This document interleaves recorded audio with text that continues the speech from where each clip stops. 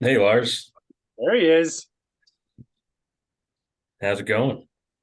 It's going pretty good, man. Just got finished with a workout and I got at work tomorrow, so just taking it easy. That's a good thing. It is, absolutely. And we have a special guest tonight, Lars. We're joined by a good friend of mine, Adam. Adam, are you there? I'm here. Can you hear me? I can hear you. I can't. You're represented by a giant A right now, but There we go. there he is. All right. So, Adam, thanks for joining us tonight. Lars, I've known Adam for a long time. I actually told Lars last week the story of how you and I crossed paths like 10 years ago on the Vortex when you were advising me how to put Recaros into a E30, and then and like 13 years later on Instagram, it's how do I find a gas tank for a cop source? So it's been a storied past, but yeah. yeah. I appreciate you inviting me on for this evening. Adam, you're in the car consignment business these days, and you specialize in I think both finding and consigning unique hobbyist vehicles, enthusiast vehicles, and you've had a great run the past few years with really representing some very cool cars from E24 M6 to numerous E30s, and in that regard you're in good company because Lars he actually went to Idaho a few months ago and drove his first E30 home, and Oh, nice. got probably the best color combo out there of Alpine white over Cardinal red. So he It's did perfect. well right out of the Perfect.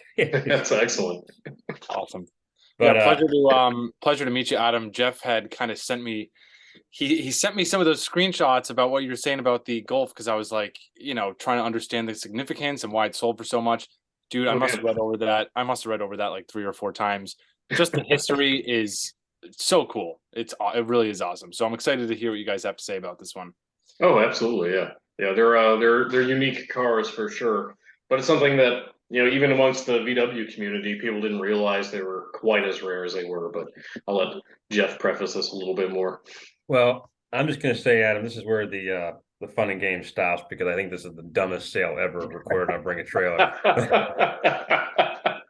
it But it went a little sideways, I'd say, but Well, so Adam, the premise of this is that Lars and I just kind of talk about notable sales on bad, and obviously there sometimes we feel like okay, this is this is a canary in the coal mine sort of moment where it's just a car that sells for big money, and we think there's more of that to come, and other times we think it's a car that maybe is even if it's a six-figure sale, it's still underappreciated compared to other models. So that's sure. sort of the premise here is just to go back and forth. But with your insight into this GTI, we just felt like it'd be great to have you talk a little bit about this. And I'll preface this by saying I still,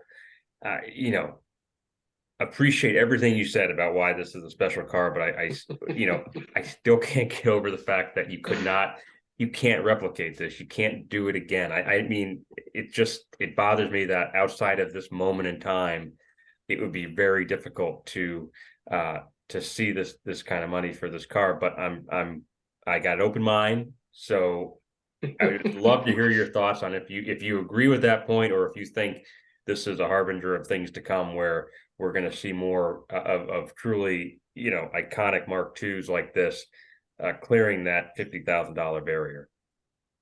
It's a tough one. It has all the signs pointing to it being an outlier, except I still feel like we're in an era now with the rad era cars that's sort of replicating what we saw 15, 20 years ago in the domestic muscle car, right? You've got the guys who are that age where they have the expendable income. It's a vehicle they always wanted. 20 years ago, it was the guys looking at the Chevelle SS, the Camaro Z28s, a Yanko, whatever else it was. And to think, of course, the prices peaked and then they dropped, but they Right. didn't drop back to anywhere near what they were. I don't know if you watched, was it the Barrett Jackson auction in Phoenix that was going on just a few days ago? But I mean, car after car, you had, nicely restored Chevelles and big block cars and whatnot. They're still going for six figures. And you got to think, I'm gonna offend some people saying this, but they're not well built vehicles, right? Yeah. They're by modern performance standards, they're not fast. They don't handle well. They're not well built. They're not full of amenities. You're buying nostalgia effectively, right? You're having to pay for that nostalgia to put yourself in that vehicle, but they're still commanding strong money. Um, and correlating that back to now the rad era cars, they're having their moment right now, which I love because it's, I think much like you, this is the era of cars that it kind of resonates with us the strongest. Right. But you know, is this as high as it's ever going to go? Is it an outlier? It's really hard to say. In another couple years, maybe the market will drop back down. Um, but in 10 years, would that GTI be a $40,000 car, or could it be a $95,000 car? It's a tough one.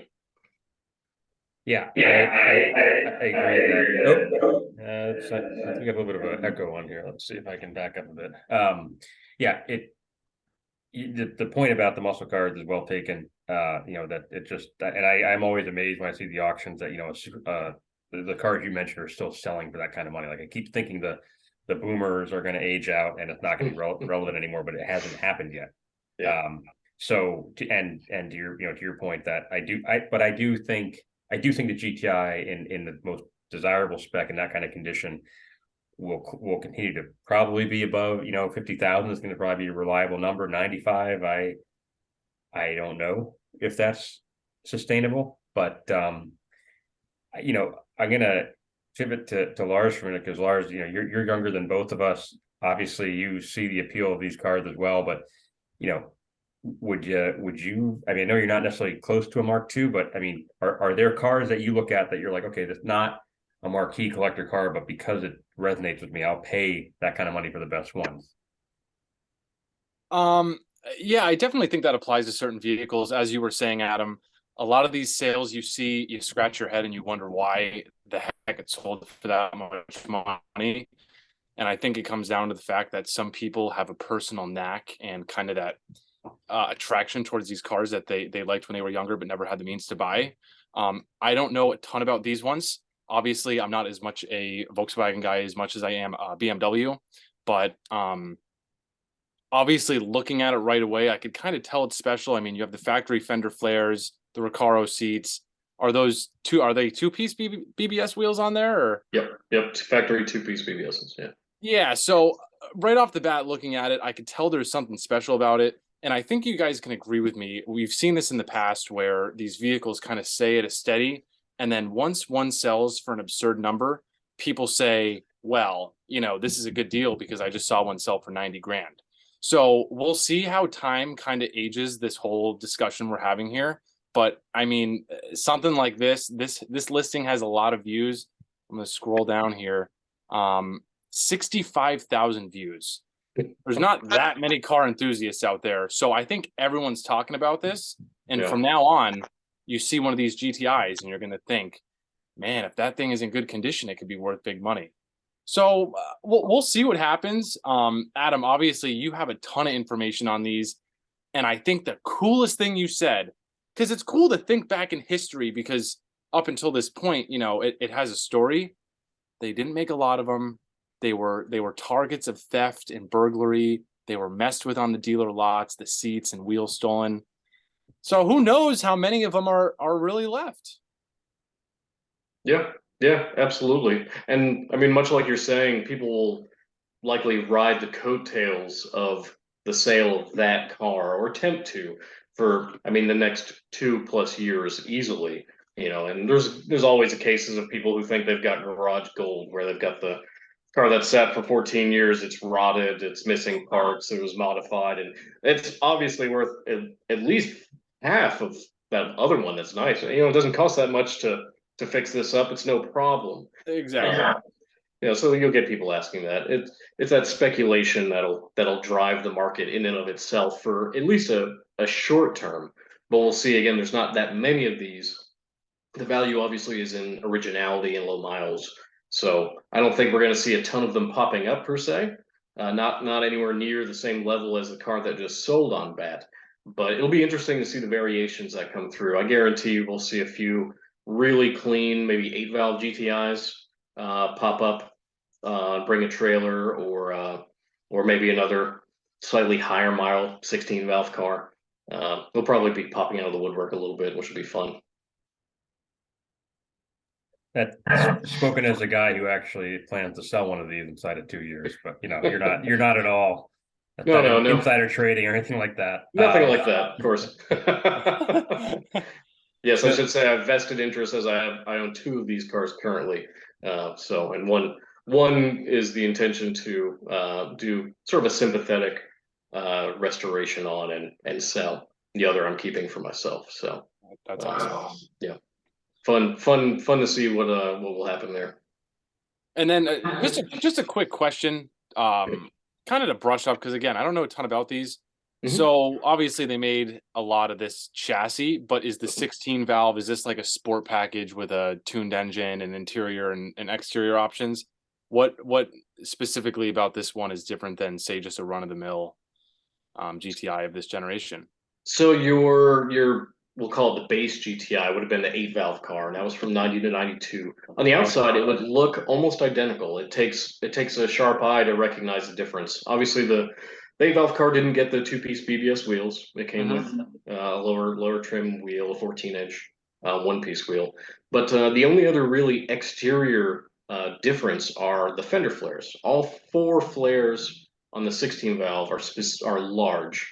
And it's the only model in the US that came with them. So the earlier 16-valve cars didn't have the big flares. The GLIs didn't have the big flares. And the 8-valve GTIs didn't have them. So on the exterior, that's really the only other key other than the badging. But the 8-valve GTIs of these years actually had rear drums, and the 16-valve car had disc.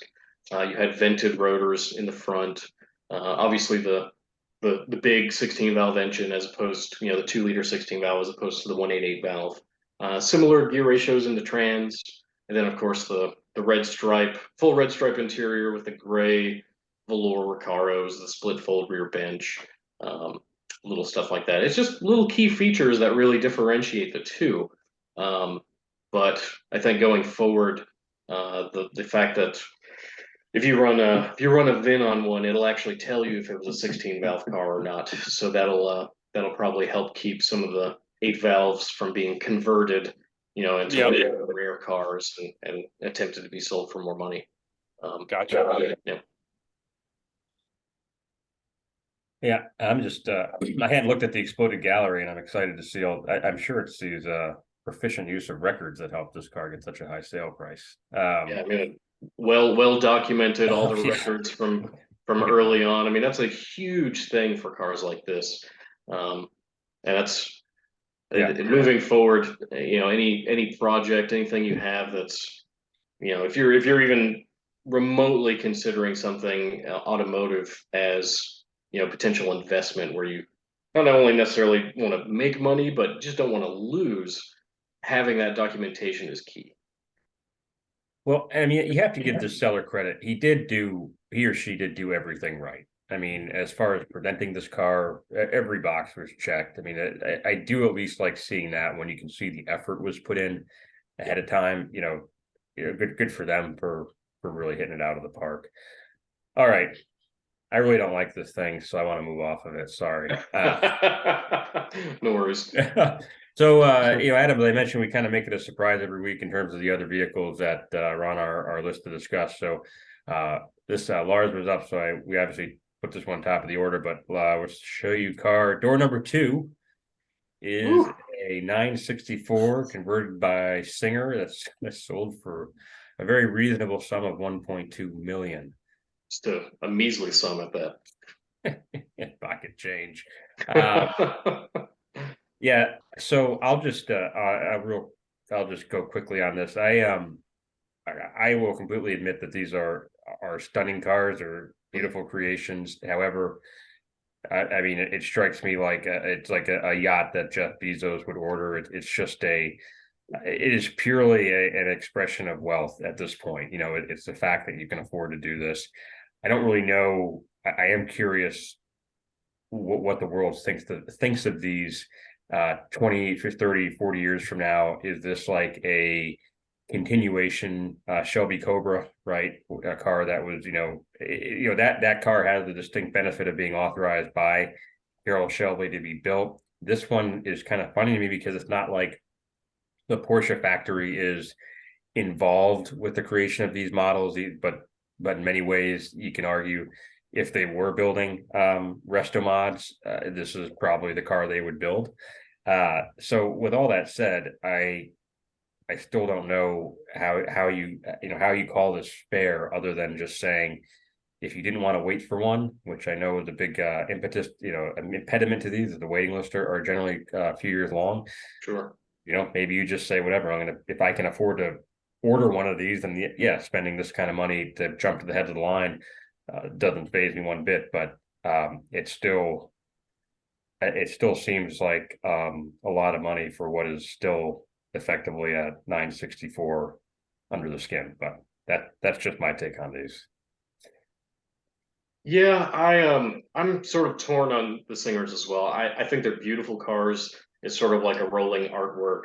I do think similarly that probably the vast majority of the people purchasing them are buying them as a status symbol. Basically the Rolex on the wrist, the Singer key hanging up, and their God knows how many $1 million house in LA, right? And the car comes out for Cars and Coffee and park back shortly thereafter. But I'm sure there's outliers there too, people who actually buy these and use them, and God knows someone has to have tracked one at some point in time. I'd love to watch it from a distance, a safe viewing distance where my insurance wouldn't be involved.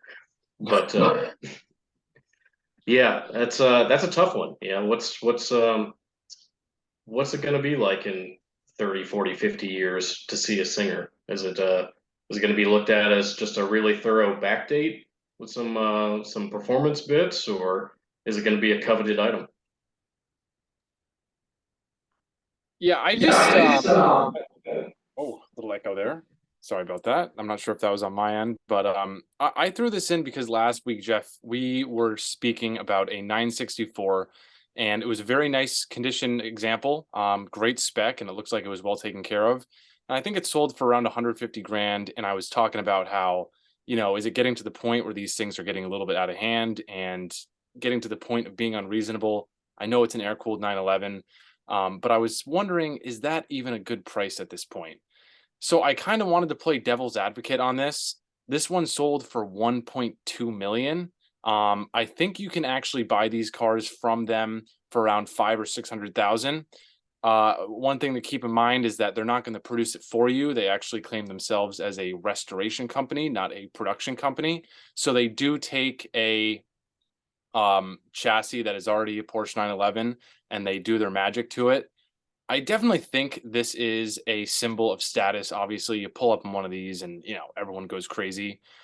But also, I ask myself with this, right? You have all the money in the world, you have all the cars in the world.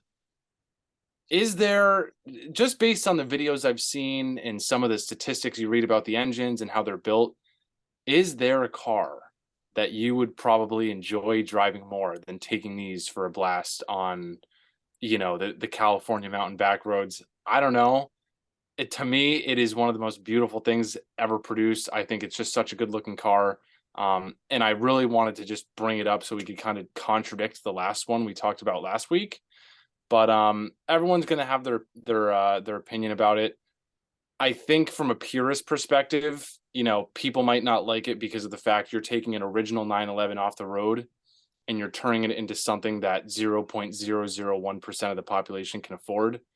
So in that respect, it's a little questionable, but if you have the money, I think there's very few things you could buy that would, give you the same driving experience that this would. Lars, I think you might be onto something there too, just in the fact that, in that price range, your average person could go, well, let's say your average person, if you're shopping in that price range, you could go buy any manner of Ferrari, McLaren, Bugatti, order it in. But odds are you're not going to be at the front of the queue in a Singer. You know, you're going to have to wait that couple or 3 years at least to get yours. So for the driving experience, if you can get your hands on one, you know, that might be up there and something that's I struggle to say it's worth the money, but I can't fathom at that particular level. But circling back to Jeff's favorite car, which was that red 92 16 valve GTI, I can say for sure, you know, driving experience doesn't quite match the price tag on that one. I Right. feel very much the same on things like E30 M3s. They're not six-figure cars. In my opinion, they're not $50,000 cars for the driving experience. Um, Obviously, strongly opinionated there, but I think the Singer probably delivers closer to its retail price point than the last auction we were looking at, that GTI, for the price point compared to its driving experience. It's an interesting take, Adam, that I think I saw somewhere in the comments that this car built and ordered, out the door with 700 or so, 700 and change, something like that. I almost feel like that might be worth it, if you have a turnkey air-cooled 911 that literally had every modern convenience under the sun while still looking like a classic 911. It's a pretty killer combination. That I think a lot of us who drive or attempt to drive older vehicles as dailies, there's always some compromise, right? There's always something that you're like, oh God, I just want to go down to Honda and lease a Civic because I want a radio that works and air conditioning that's cold and windows that go up and down at the same time. And, Maybe even a car that starts every time you attempt to start it. It's getting a little picky, but I mean, that's a very luxurious request, but yeah.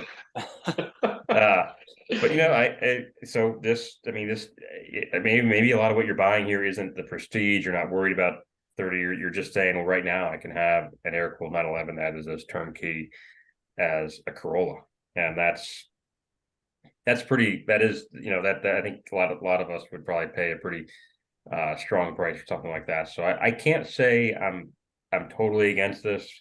I would say there's a lot of different ways I'd spend that bid, but I understand someone of the means saying, nope, this checks all the boxes. So okay, so we're down to 6 minutes before my cheap ass free Zoom subscription shut this down. So this will be like the marathon round. So 1994 Toyota Supra Turbo, 150,000, 11,000 original miles. This is a 6-speed manual car, which interestingly it has was swapped, Jeff. Just to throw it out there, was a 4-speed auto at one point. It was swapped. Okay, I saw that replacement.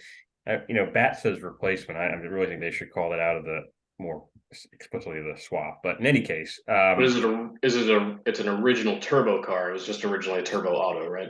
Okay. Right. So correct. Real quick, I feel like this is one of those cars that, crossed the Rubicon a few years ago where it's just perpetually going to be it's going to be this price tag going forward. Now, interestingly, I thought this was a car. There was 3 of these that went across the line at Kissimmee in Florida a few weeks ago by one seller, and they were almost all of them were low mileage turbos, and none of them sold. And so I find this to be a great result. But I don't know if these cars are I don't know that they're going to ever clear this number. I feel like there's always a little bit of the Japanese curse with things like this, where people are willing to spend up to a certain point, but is it ever going to be a $300,000 car? I don't know. My instinct says maybe, which I know is a weak answer, but it has the hallmark, the pedigree where it could be, but I just feel like the numbers we see in terms of sale results is not consistent enough to clearly say whether this is going to be where they, are they going to peak much higher than this, or are they poised for a bigger jump? But I would say right now, this is probably as to be expected number. Seems fair. And I'd have to agree. I could see it going above this in the future. This is a car that's had an enthusiast base basically since it's new, and seems to have reached every generation underneath it. You sort of typecast certain years or certain models of car, and the enthusiast group ages with the car a bit, maybe 10, 15 years behind it. But there's I've seen 13, 14-year-old kids at Cars and Coffee just losing their mind over the Supras. So I could see them continuing to increase in value, especially for a nice example. Yep. Yeah. Totally there. I think this is going to be something that keeps going up. I know we only have a few more minutes here, so I'll bang it out fast. I chose this one to go along with our theme. We did the GTI, which was just a crazy high number. The Singer, which was just 1.2 million. Come on now. And then this one, I wanted to do the same thing, just something where it's like that small little subgroup of people it's going to advertise to them. I think something like this is just going to continue to go up in value simply because it's kind of a testament to how they built these cars in the past. Like I said, this one was swapped out with a 6-speed. I think it's the V160 6-speed. And, guys, this is 20-plus-year-old technology. People would buy these off the lot. You give them 1,000 horsepower, and the factory transmission is holding up to that torque and power. I really don't think they make stuff like this anymore. I mean, they do, but not in the same way. Obviously, with Fast and Furious and all different forms of pop culture, it kind of blew these out of proportion. And they were so not cheap, but so reasonable to get high horsepower numbers at one time that the amount of them you're going to find with 5-digit mileage, unmodified, in perfectly clean condition, like the GTI. I mean, there's just probably not too many of them around. You'd be hard pressed to find one, let alone find one for a reasonable price. So I see this continuing to go up, and I understand. It's actually, it's really funny because I was kind of being a hater when this auction was live. I remember I commented, my name on bat is E30 Emperor, right? I commented, I go, wow. I mean, I understand why, but sometimes you have to ask yourself why. And someone was like, I say why every time I see an E30 sell for a high number. Kind of like to be like, and it's like, you know what, man, you're right. Who am I to say? You're totally right. Who am I to say why? I get it. And there's so many fans of this that the numbers have. I mean, if this thing was 60K, people would be lined up out the door. Yeah. So it has to be a high number. There's too many fans. But yeah, that was kind of I was kind of rambling there, but you guys get what I'm saying. I mean, if the auctions, if the prices for them and the amount of bids are any indication, it's a thing. There's an ask for every seat. Yeah, totally. But I'll end on this note that purely from an aesthetic standpoint, just how I'm wired, I look at this, and I honestly, I'd rather buy.